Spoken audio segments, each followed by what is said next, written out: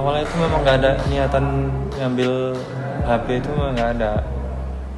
Maksud ngambil itu ya itu tadi, mana tahu dia mau cerita lagi, saya bawa dulu lah sementara ke kontrakan. Suami curi 15 iPhone di toko milik istri senilai 300 juta rupiah, ingin cari perhatian lagi proses cerai. Pelaku pencurian belasan iPhone di Bandar Lampung kini berhasil ditangkap jajaran kepolisian. Terungkap jika sosok pelaku adalah suami dari kepala gerai ponsel tersebut.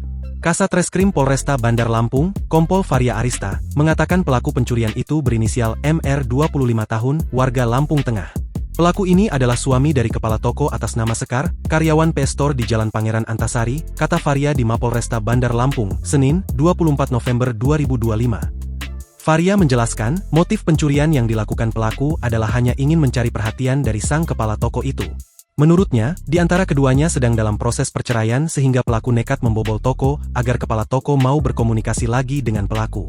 Pelaku sedang cekcok dengan karyawan PS Store itu, lalu merencanakan pencurian itu, katanya.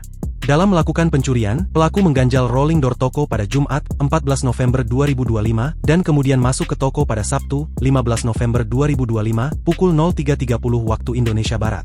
Setelah masuk toko, pelaku mematikan CCTV dan mengambil 15 unit iPhone, mulai dari iPhone 17 Pro Max hingga iPhone 16 Pro Max, total mencapai 300 juta, kata dia.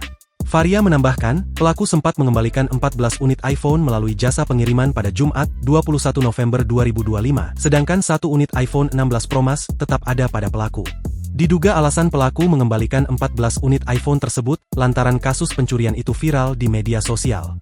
Kepala toko PS Store yang melaporkan kejadian pencurian itu ke polisi tetap melanjutkan laporannya meski ternyata pelakunya adalah suaminya. Pelaku kami kenakan pasal 363 KUHP dengan ancaman 7 tahun penjara, katanya.